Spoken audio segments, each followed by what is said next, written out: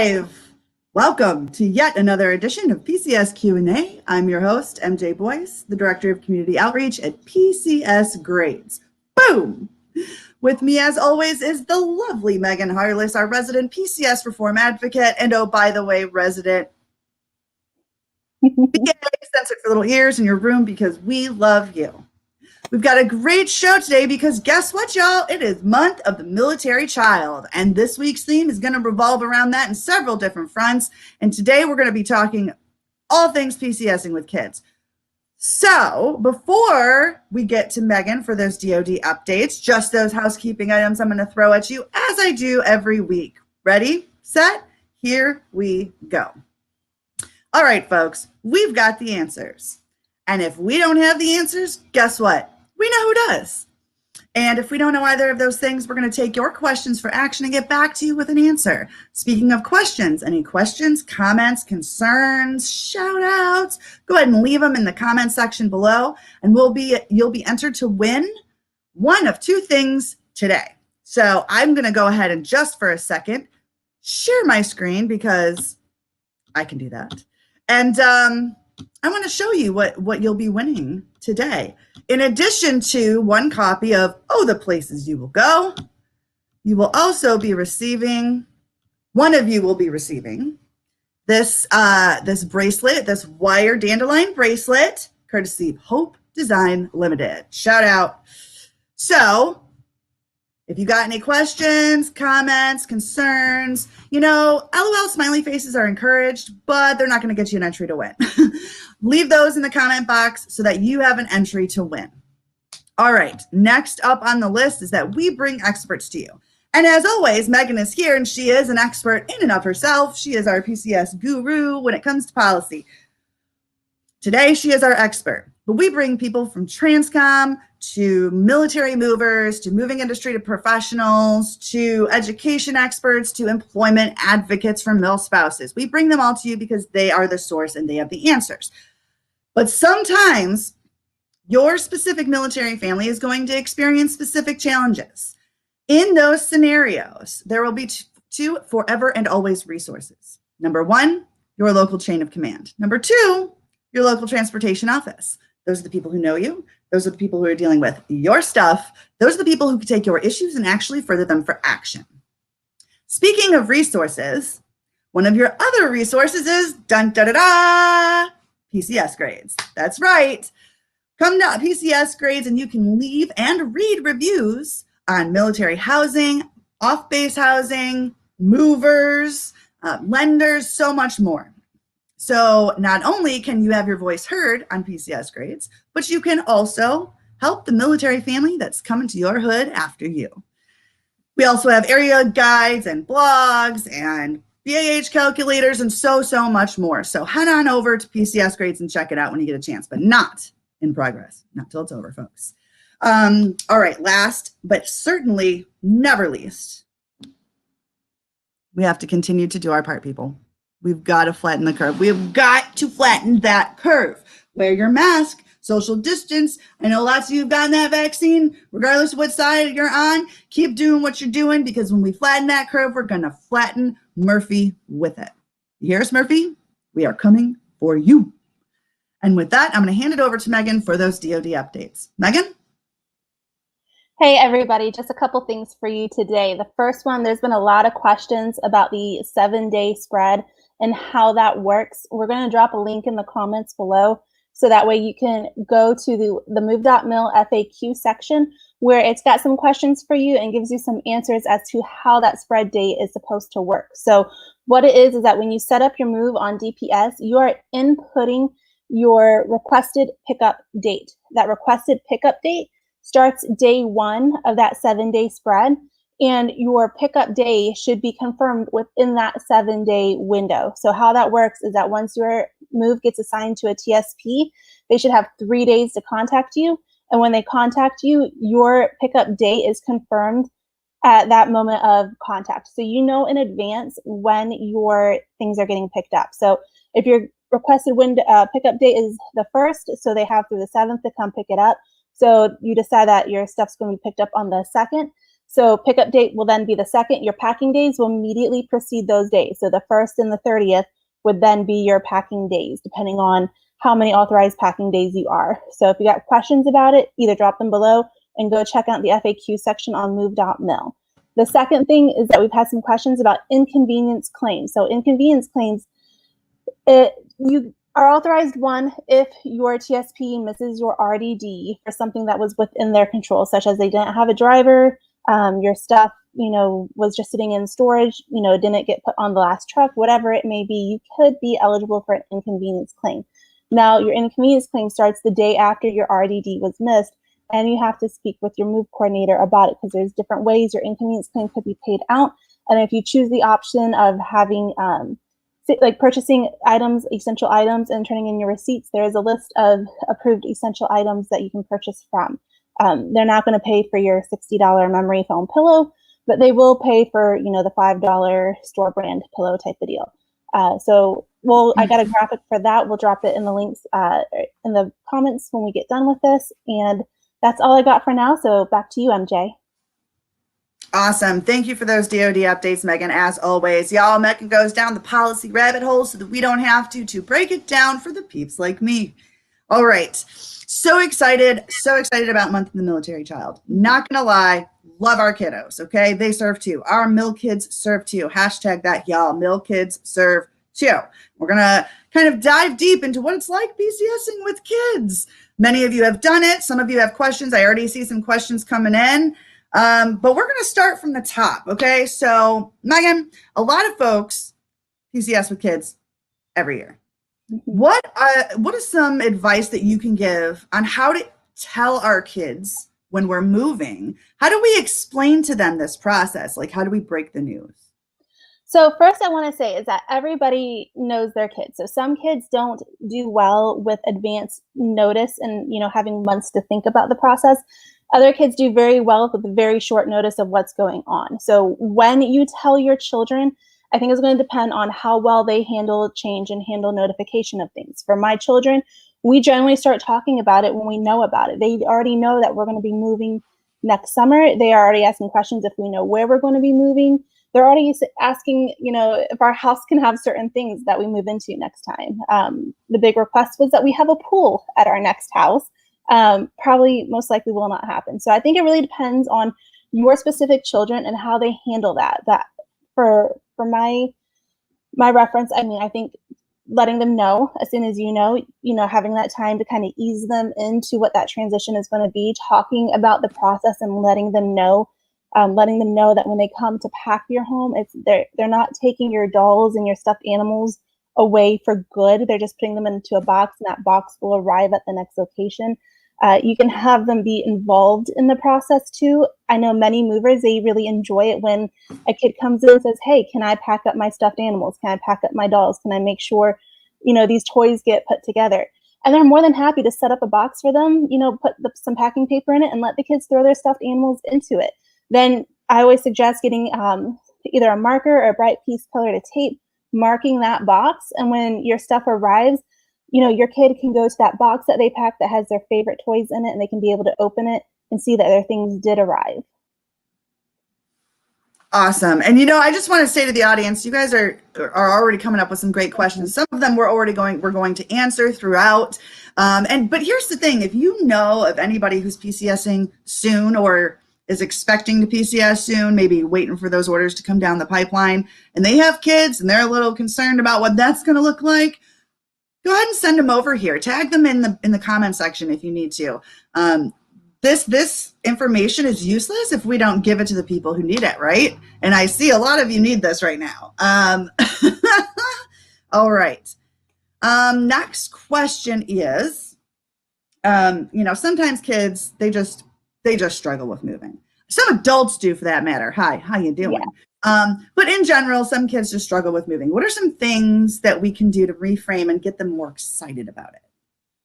So one of the things that I like to do, especially with my children, is to talk about their room. A lot of times we may not know exactly what house they're moving into or where we're going to be moving, but you can start talking about their room in general type of terms. So, I start talking to my kids, we have this theme in your room now.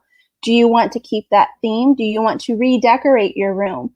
You know, do you want to add something to your room? I think them understanding that they have a room that they can help create, that it's like kind of their safe space and is that atmosphere that they want. So when things get a little crazy, when it gets a little stressful, they have that place that they can go and be able to kind of retreat to and know that it's all okay. So that's one of the first things we do.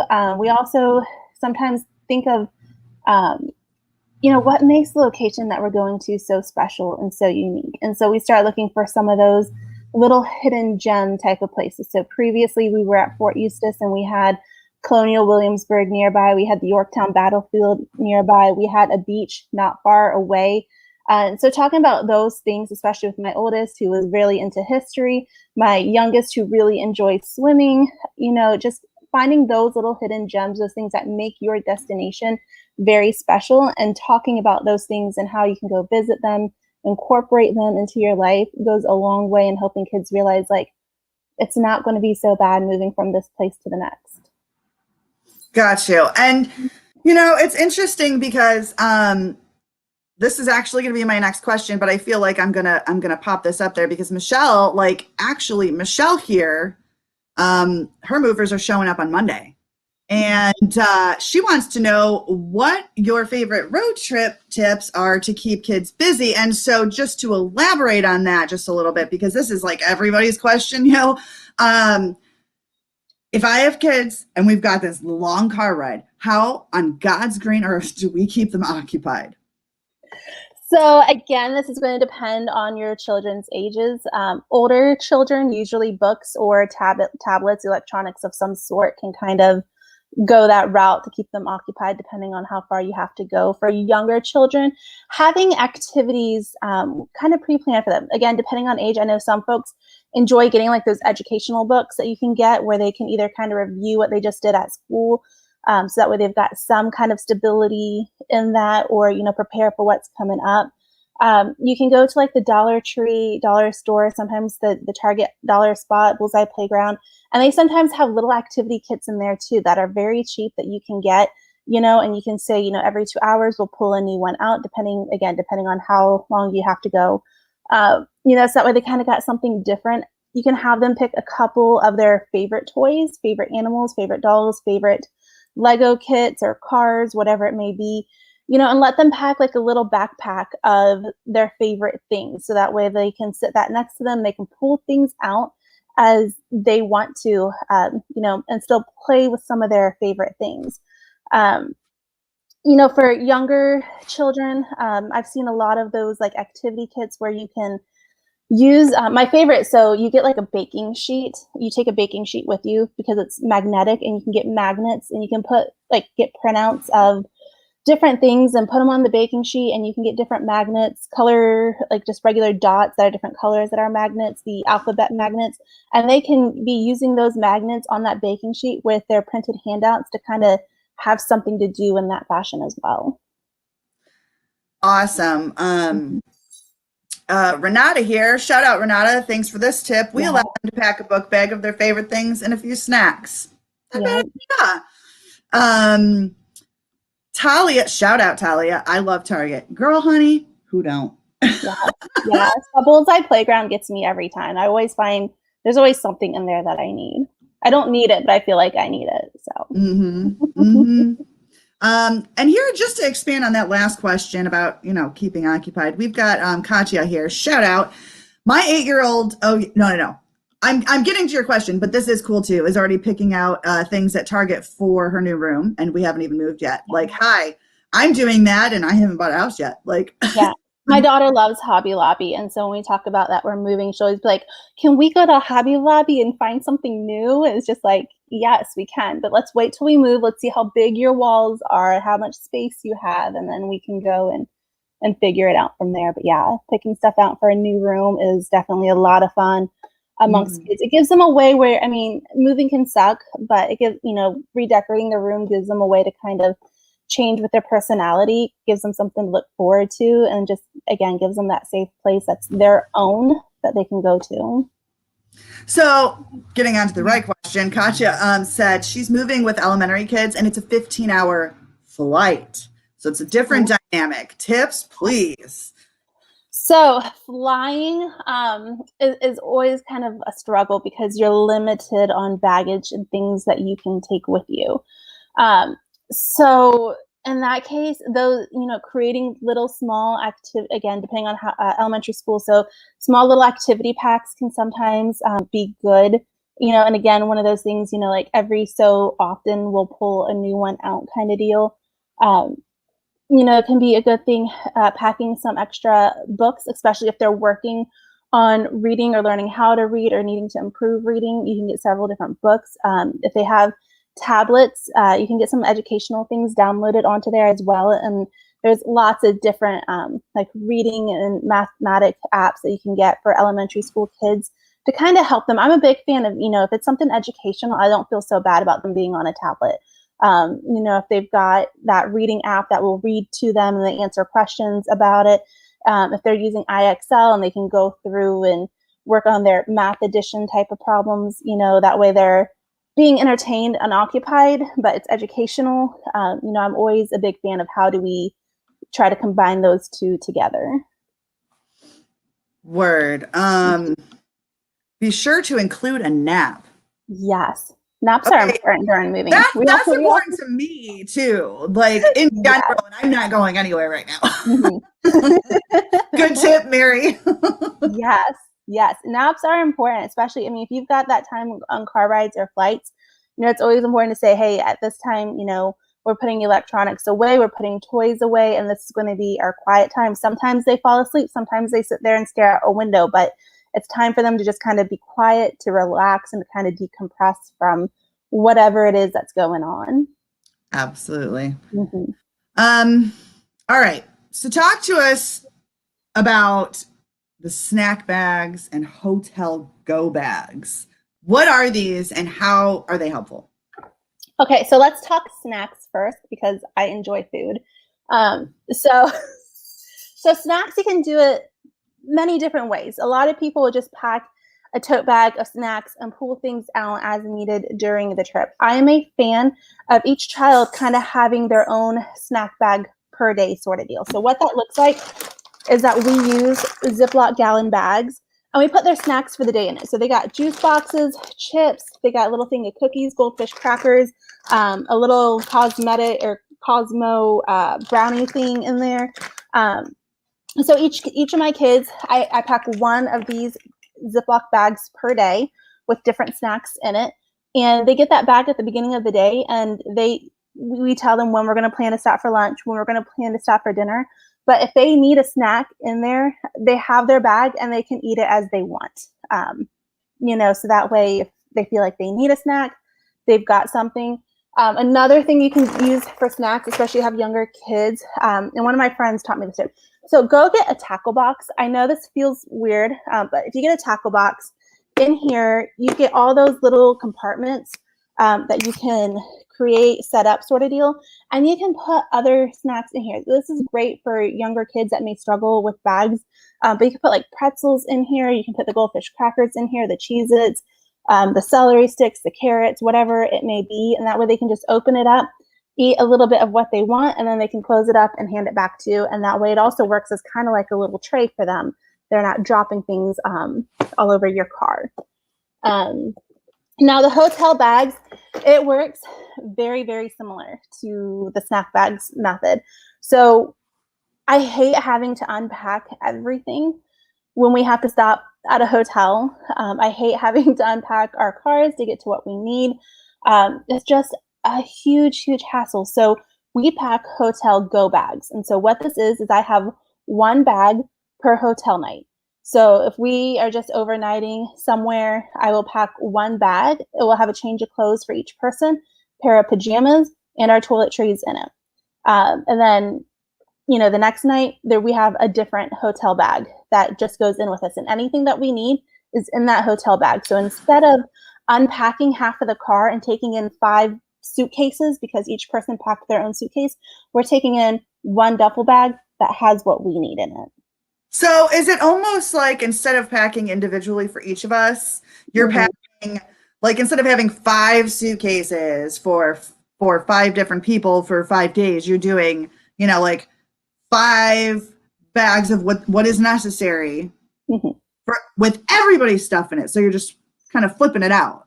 Yeah. So yeah, exactly. So instead of each person having their own individual suitcase and having to take 5 big suitcases into the hotel, we have 1 suitcase per each hotel night. And in that suitcase is clothes for everybody. So that way then we don't have to take the 5 suitcases into the hotel with us. Absolutely. And Katya, shout out again, girl, on fire. I'm always worried about car break-ins, leaving luggage in the car overnight. And I just want to say, because Megan and I we reiterate this all the time, literally all the time. Do not cancel your insurance, your renter's insurance. Do not do that, because that might come in handy for instances like that. But also, Megan's got a slew of tips as to what to keep and not keep in your stuff. Yeah. So with and that is always a concern, and that's a very valid concern, because we have some valuable things that we have in our cars as well. So like those types of things, again, I pack them into a bag all together. So that way it's easier. Some things we do unpack and take into the hotel with us, depending on what it is.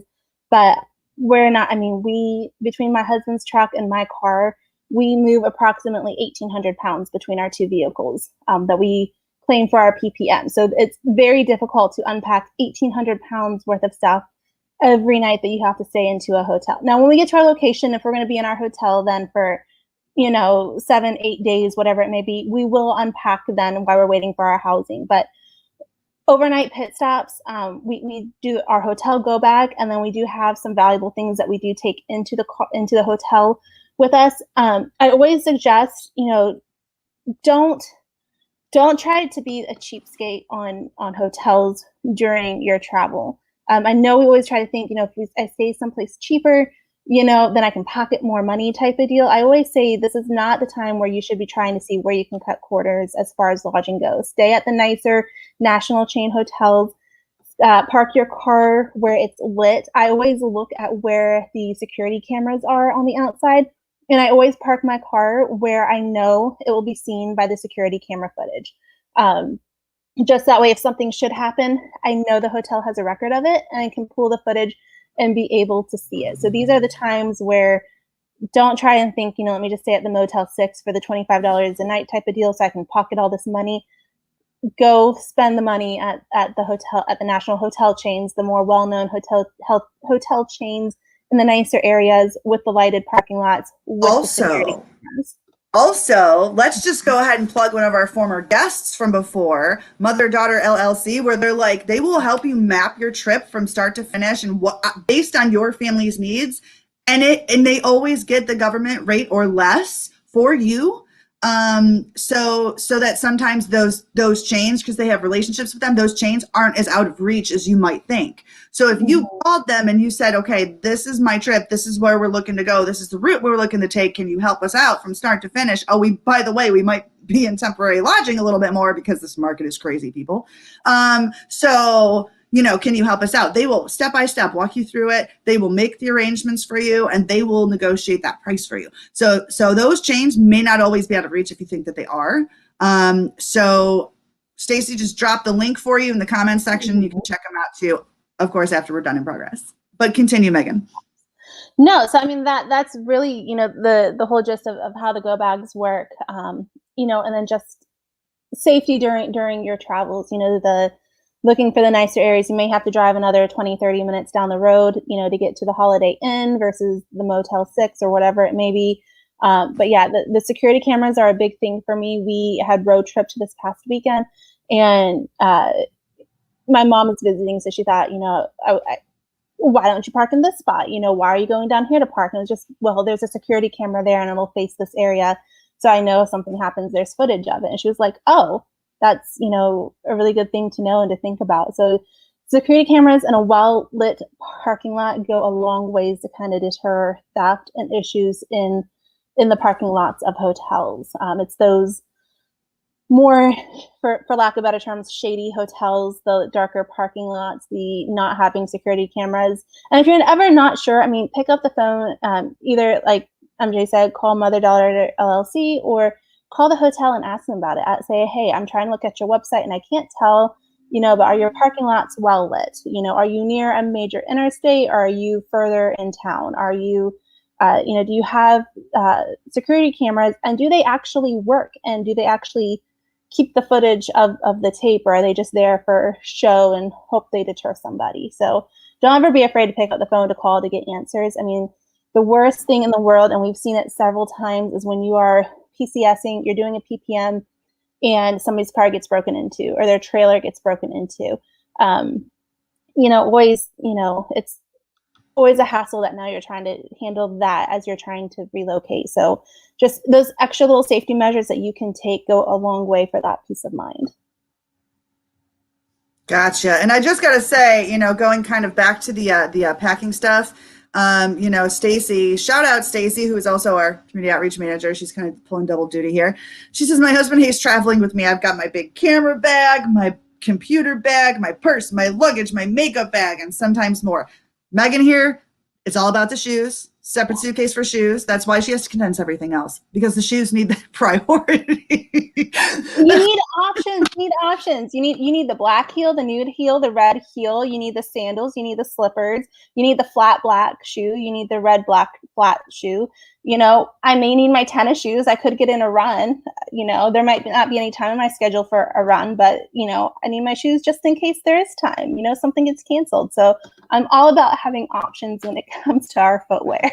Not gonna lie, her shoes are pretty epic. Yeah, she's pretty much a rock star in that department. And then Brittany, I just thought this was amazing. Brittany, shout out Brittany. Brittany says packing has become an incredible skill, PCSing with 6 kids. So let me just, first of all, A, props, and B, you must be the master at Tetris. Like you probably Tetris the heck out of your vehicle. Like I just already know that's the case. Like that's probably a thing.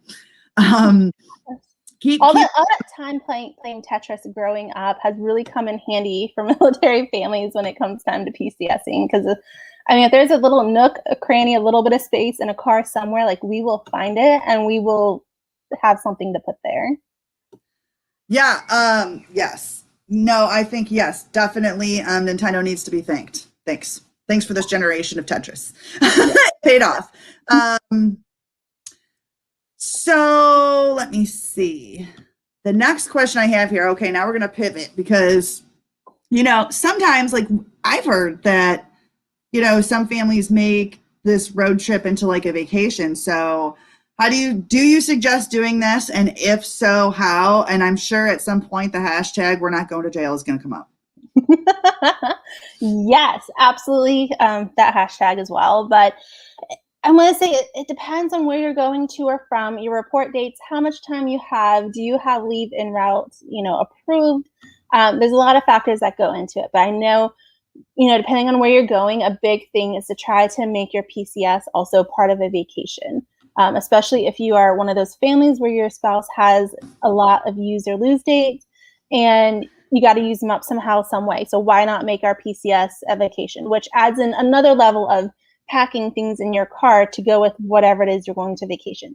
If you have the means to be able to make your PCS into a vacation, I don't see why you wouldn't want to try to do it, depending on where you're going to. If for some reason, like you're going to be PCSing out to Arizona and you're going to be going through the Grand Canyon, why not try to, stop an extra day or two to spend time at the Grand Canyon or through Yellowstone, depending on where you're going. We had friends in the past that was moving from Virginia down to Texas. And so they went down to Florida and they went and spent 4 days at Disney and then drove across to Texas. So I always think if you're able to do it, try to see how you can fit it in there. If don't obviously go way out of your way. Unless you have the leave approved and the time to use to be able to do that.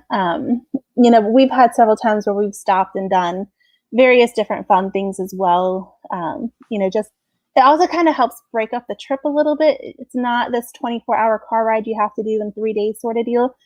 You're able to break it up and add a little bit of fun in there for the kids. So it gives them something also to look forward to in that trip of like, hey, we have to drive a lot today, but by the time we get to wherever we're going tonight, tomorrow we're going to go spend at Great Wolf Lodge, or we're going to go spend at wherever it may be. So they've got something also to look forward to and know that they're not going to be just stuck in the car for the next 5 days. No, and that definitely makes sense. But is there anything that we should maybe not do as far as like what to do, what not to do in terms of, you know what I'm saying, with the finances and the detours? Like, what is it? Where's the line? Where's the line so that this doesn't happen? Shout out, Kelly. Yes, Kelly. So you really have to kind of look at how you are planning this and setting it up. Like, obviously, again, if you have the leave time approved and you're taking it in there, it shouldn't be much of an issue. The issue and some of the issues that might come into play will be if you have, 5 travel days allotted and you're trying to plan a vacation within those 5 travel days as you get to your destination, type of deal, it may become a little iffy. Now, when we talk about, our PCS entitlements and the expenses, our TLE can be caps on at $290 a day. So if you want to go and try to spend at the Great Wolf Lodge along your way, and your rate ends up being, $400 a night because it's peak season, it's whatever, there's no military rate going on at the time, whatever it may be, just understand you can't claim that whole $400 on your TLE expenses because there is a cap on it. So you may run into some of those types of things. Just understand also that with your allotted travel days, if you're allotted 5 travel days, but it takes you 7 days, that, those 2 extra days you may be charged to leave for, and that you're only going to be paid back for the 5 travel days, not the 7 you took because you wanted to spend an extra night at wherever it may be, kind of deal. Word. Because we're not going to go to jail for that. No, not at all. And then, so Brianna, shout out, girl. Yes, do it. Make it a vacation. Stop and see those family members you missed out on seeing in the military life. Have an adventure. We never call any move a move. We call it our big adventure because you never know for sure what the day will bring en route. And I think that's a great way to reframe, especially for our kids. I think that is fantastical.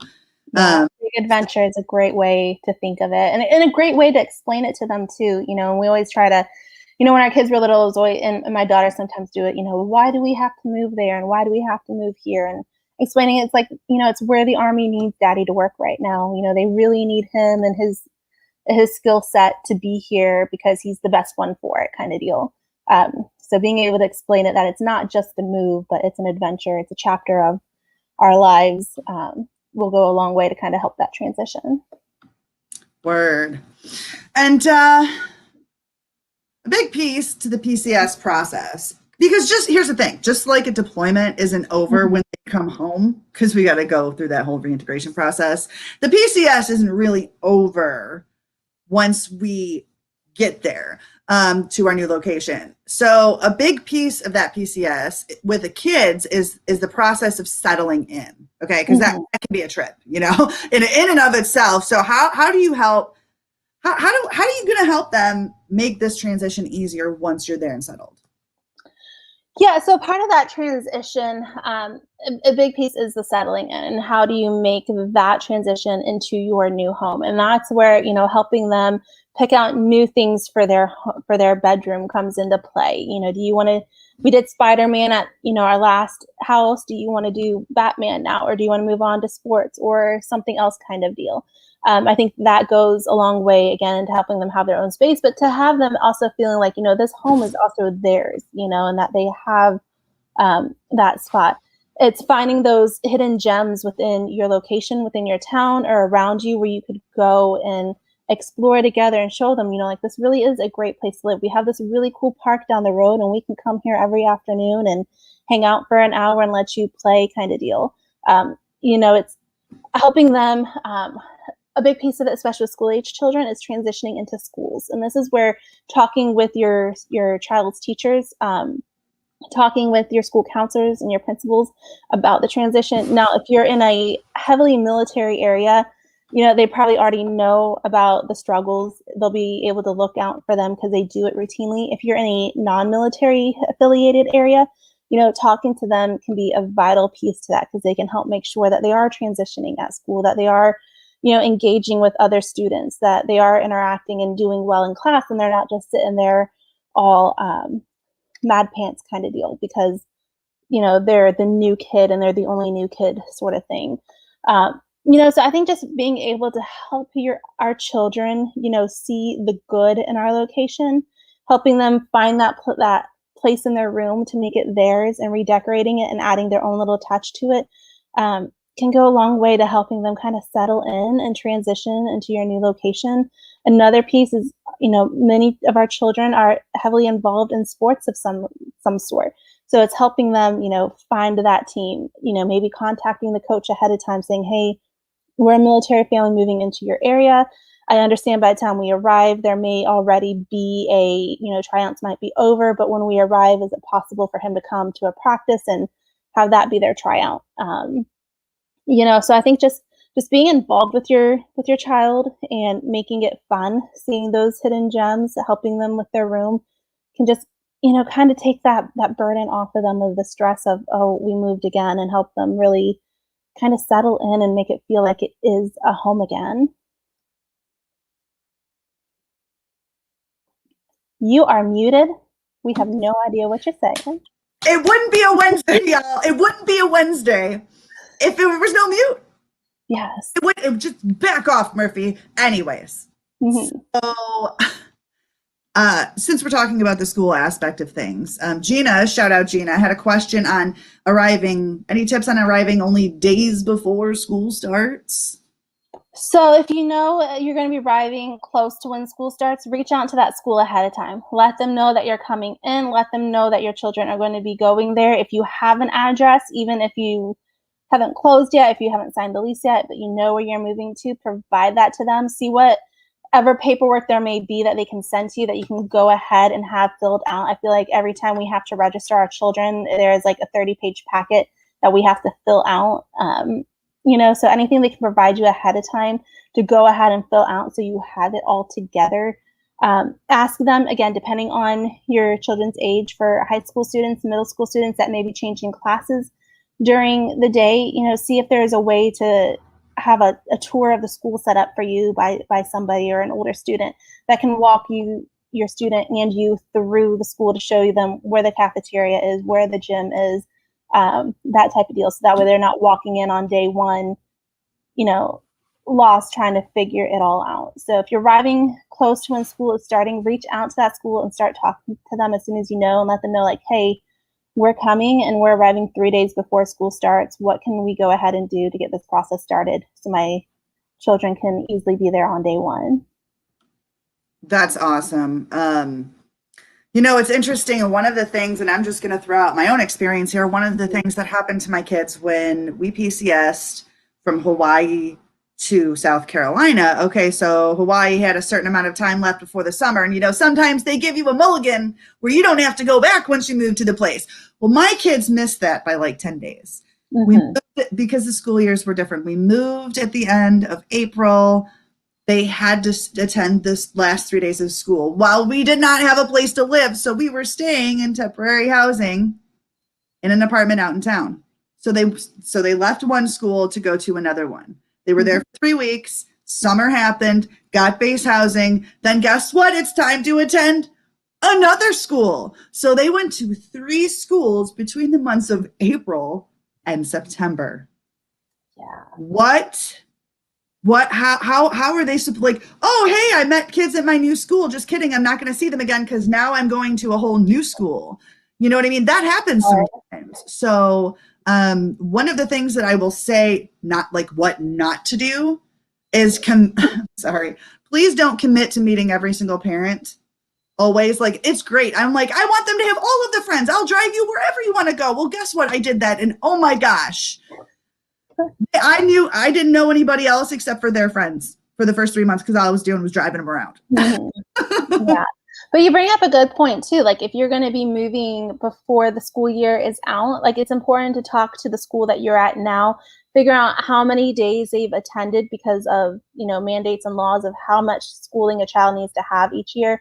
find out, what school you plan for your children to attend when you arrive at your new location, and check out what their class schedule is. Because if you're moving in, beginning of May, and they get the school you're going to gets out at the end of May, depending on how long it takes you to get there, and when you arrive, they may not need to be enrolled and attend those last few days. Now, if you arrive beginning of May and that school doesn't get out until mid-June or whatever it may be, then you're probably going to have to enroll and have your kids go to school. So if you're moving before school year is out, it's important to contact that school and find out, what the requirements are if your children are going to need to be enrolled before the end of the school year, and what that transition is going to be like for them as well. Yeah, I'm gonna go ahead and say, like, the first two moves we made before that, the reason I drove around and all that stuff is because I kind of gave up on my own social life for a few months, was because the previous two, I didn't think about that transition for that. I honestly didn't. I was like, okay, we're along for the ride. Like, it is what it is. I never thought to explain. I just thought it was what it was, right? So I kind of made up for that after that South Carolina move. And ever since then, any other move we've made, I have always just said, I've made it a point to sit down and talk to them, especially once they became teenagers, because that is a whole different ball game than preschool, elementary, toddler, infant. It's a whole nother ball game. Well, no, same ball game, just a different team. Yeah, pretty much. Yeah. Okay, so I'm going to get ready to do these Wheel of Names. So if you have any saved rounds from Megan, go ahead and get those up. I'm just going to mute myself for just a minute so you can't hear me banging on my computer because I'm crazy. No, I'm going to go look through these comments and see what we've missed and see what it is we can answer. So, Kat, your last question, most recent one about school getting out May 26th, and then move May 18th and quarantine for 2 weeks, and the school does not get out until mid-June. Again, you're going to have to contact the school about that, because every state kind of has their own regulations set on it as to how many days a child needs to attend in order to consider that grade completed. So they may or may not, depending by the time that quarantine ends and how many days are left, but that's something that you're going to need to contact the school. Now, and depending on where you're going to, there are still a lot of schools doing virtual learning. So there's a chance where the school may say, yes, they need to be enrolled, but they don't have to wait 2 weeks to be enrolled, because we're doing all of our learning virtually, and we can get you a Chromebook or whatever it may be to help them get settled that way. So definitely, those are things you really need to contact the school and get their guidance on, and know from them what the regulations are, depending on your situation, where you're moving to and from, kind of deal. Let's see what else. Oh, that came up. Sorry, I must have hit that on accident. But if you have a high schooler, make sure you're communicating with a counselor about credits for graduation. Oh, preach, Renata. Wow, that was fun. And I'll tell you what, I actually did it on the start end, because what was happening was, just for the record, y'all, this is exactly the reason why. When we left South Carolina, they kind of switched to a hybrid model where kids were only going to the first 4 classes, math, science, 2 electives in the first part of the year, and that's their whole credit for the year. And then the second part, then they did their English, their history, and 2, electives. So if we were moving in November, they weren't even going to touch English and history, which means when they got here, there would be no credits, like, at all. So it was, I had to call the school liaison. They're like, what is this? How do we do this? Yeah, definitely get in contact and work it out the second that you can. That was one of my first priorities, but that's a good tip. Yeah. And then Courtney's, yours right there about homeschool families and deciding which state regulation to follow. We're not a homeschooling family, and I can only hazard a guess that you're going to have to go by the regulations of the state you're moving to. From all my families that do homeschool, that you have to submit a letter of intent to the local school district to let them know that you do have a child residing in their school district, but they are being homeschooled. And so I'm pretty sure you're going to have to go by whatever state it is that you are residing in. So if you're moving from Texas to Virginia, you're going to have to go by Virginia's regulations and laws when you arrive there and establish residency there. Word. Okay, so I'm getting ready to pull up these wheel of names, and we have a lot, and we're super excited because you guys are awesome and you killed it, but we didn't break the wheel this time. We did break the wheel on our 50th episode, and we broke the website. Apparently not all the names could show up because there are way too many, like almost 300 or something. Okay, so sharing screen now. And this is for, the first one is going to be for, the places you will go, by Dr. Seuss, because it's a very, very important book for I just want to say my favorite thing that I've seen people do with this book, Other Places You Will Go, especially if you have young school-age children that are getting ready to start preschool, kindergarten, is that they will get the book and then they will have, at the end of every year, have their child's teacher sign a page of it. And it's really cool then to look back when your child is graduating high school and look at all the places that they went. So it's just another little really cool keepsake that your military child can have to take with them. Absolutely. Good idea. Okay. So for, the places you will go.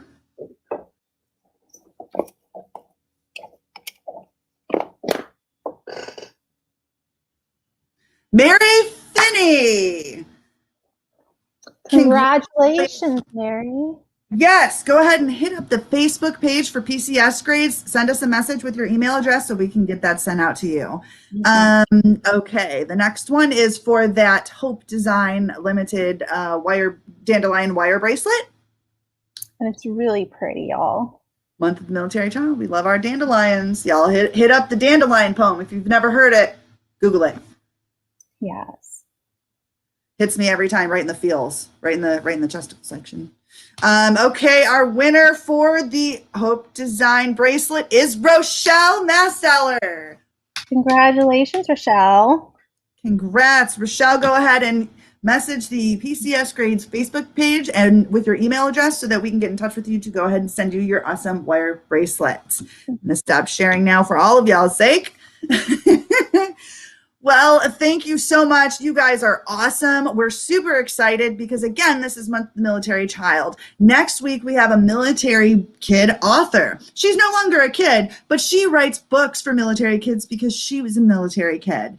Everything that you can like, I've read these books and my kids are older now, but I still love them. We're going to have her on as a guest next week. And then the following week, I believe we're going to have Blue Star Family on. So we're